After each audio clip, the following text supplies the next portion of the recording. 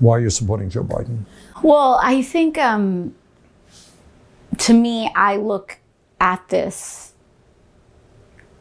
3 hours later. I think that, when we look at, and that is why I am a democratic socialist.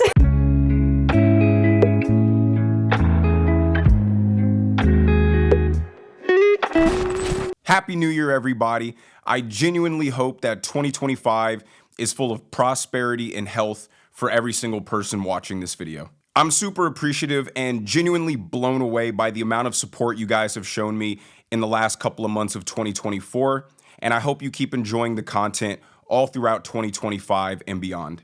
So it would be super cool if we could kick off the first video of 2025 by hitting 10,000 likes. But in this video, we have two of the most un-American people in government, AOC and Bernie Sanders, describing why a communist utopia is the direction that America should be going in. Now, I wanted to show you guys this video because I think it's extremely important to get some unfiltered access into the delusional thinking that we're up against. Now, before they get into talking about why communism is so superior and amazing, Bernie Sanders asks AOC why she supported Joe Biden. And the word salad answer she gives makes Kamala Harris look like a skilled and talented orator. Watch. Why are you supporting Joe Biden for president? Well, I think, to me, I look at this through an analysis of power and an analysis of conditions. I think that, when we look at the conditions that are available to us in terms of what is most receptive to mass movement politics, I think, and I maintain that it is unequivocal that mass movements have been able to be more effective under a Joe Biden presidency than a Donald Trump presidency. And I also know that when we look at the horrors of what is happening in Gaza, that that people's feelings and understanding about this is completely understandable and justified. And I think that it is, that there are multiple things that can be true at the same time.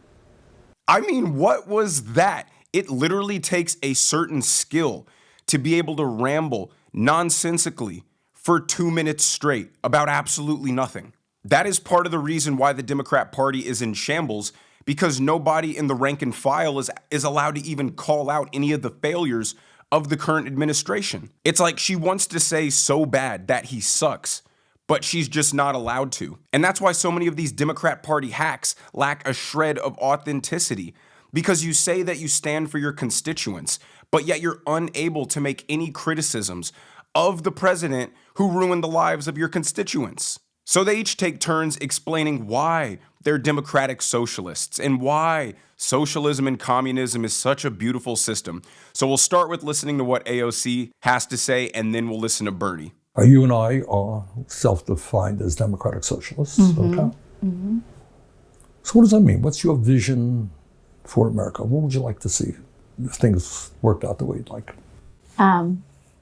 It's funny you ask this question because I was in a congressional kind of meeting, kind of hearing earlier today, and I'm sitting on the dais, and it was about technology and AI and all of this, and this congressman who was on a higher dais than I, he says, it completely straight-faced, totally seriously, he says, there's something about our economic system here where all of the gains seem to be going just to the very top. Shock of all shocks, yes. And he's like, I don't know what it is about this, but it does seem to be a problem that we need to address. And that is why I am a democratic socialist. Yes.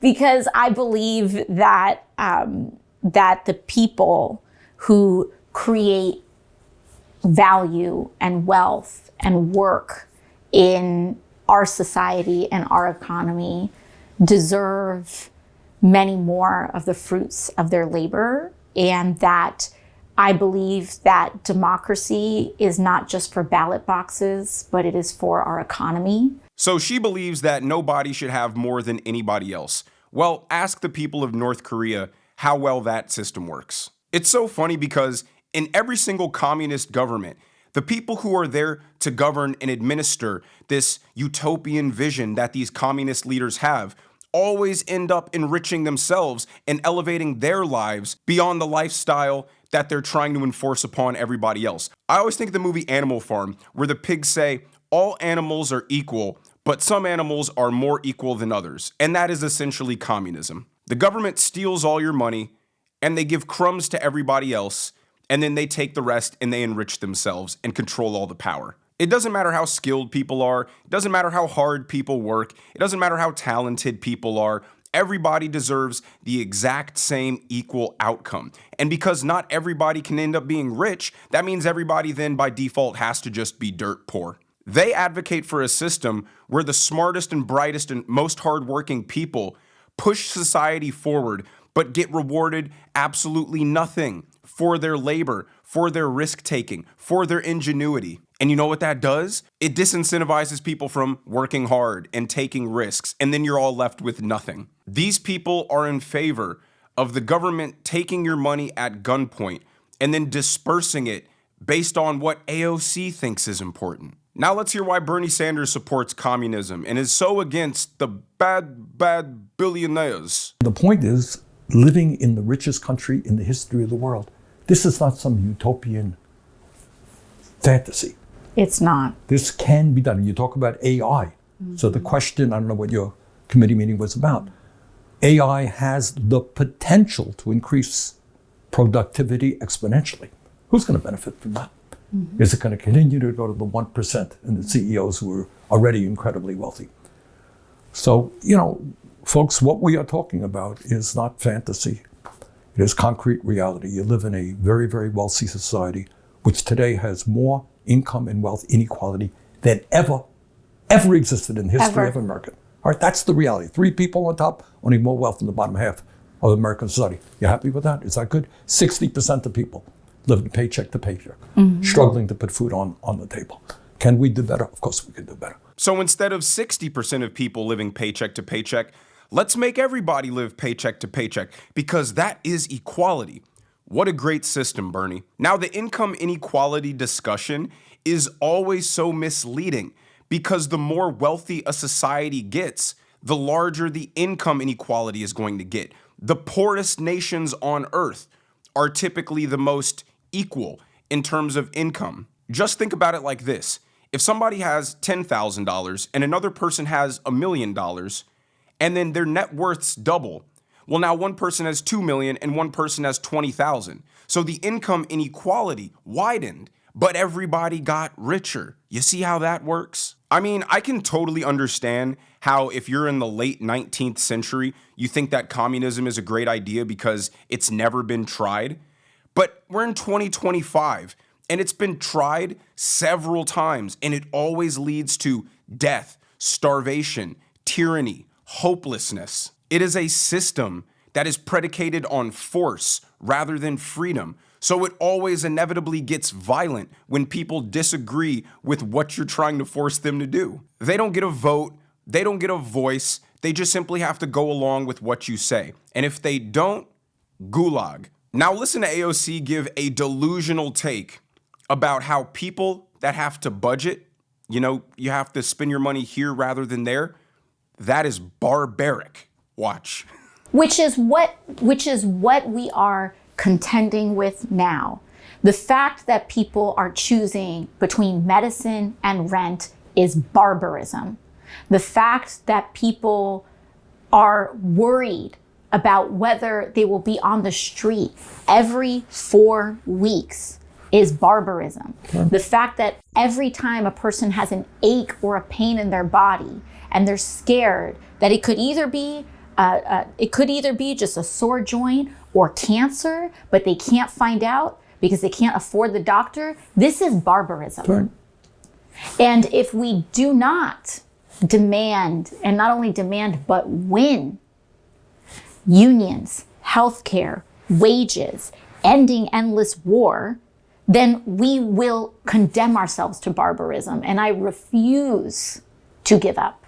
I refuse to submit myself to that future. I just find it so funny that all these things that they think people are entitled to and that they have a right to are predicated on someone else's time and labor. And if you're not going to reward that person accordingly, what in the world is their incentive to try to work hard, to spend years learning something, to try to be the best, if they're not going to be able to enrich themselves and enjoy the fruits of their labor? Becoming a doctor is hard, so medical care cannot be free. The best schools require teachers who are the best teachers, and those teachers are going to demand a higher wage than those who aren't as qualified. I just find it hilarious that they really live in this fairy tale world in their minds where everything is great and equal and everybody's rich and everyone's happy and there is no poverty, and people are supposed to care more about somebody else than they are about themselves and their loved ones.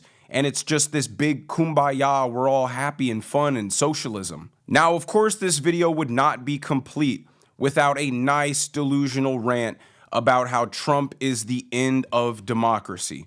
So let's watch that. Bottom line is, you have in Trump somebody who really has spent much of his life in recent years undermining American democracy. We know our democracy is far from perfect. It's corrupt in many ways. Mm-hmm. Super PACs with billionaire funding elect terrible people. We know right now they're going against our friends, right? They're going to put a whole lot of money trying to defeat people who are standing up on this war, who are standing up for workers' rights. That's what a super PAC, APAC is doing right now. But if you have a Trump-elected president, all of that is going to be multiplied a dozen times over. And literally the foundations of American democracy in this country and working with right-wing extremists all over the world. Mm-hmm. The experiment in democracy, only a couple of 100 years old, may be over. And maybe we'll go back to the authoritarian form of government that existed for so long. I love the idea that Trump's going to be the end of democracy and then the entire world's just going to crumble and fall into chaos because of it. Like, their policies and their ideas are so disastrous. They're so bad that they can't even convince anybody in a rational way. They just have to fearmonger and try to scare people into voting for them. It's like they know their ideas are bad, so they just have to paint an even worse picture of what the alternative would be. I wish these people would just go away, but unfortunately they're going to continue to be a thorn in everybody's side while Trump's trying to make America great again. But we have 20 days until inauguration, and then the country will finally be able to get back on track to being great for all of us. I'm going to be in DC for the inauguration, so let me know in the comments below what kind of content you guys would like to see from that. I think I'm going to record a vlog of the entire trip, but if there's specific stuff you guys want to see, please let me know. And if you enjoyed the video, make sure you smash that like button. Again, let's try to make the first video of 2025 a big one. Subscribe to the channel if you have not already. Turn on those notification bells so you never miss a video. Happy New Year, and I will see you guys in the next one.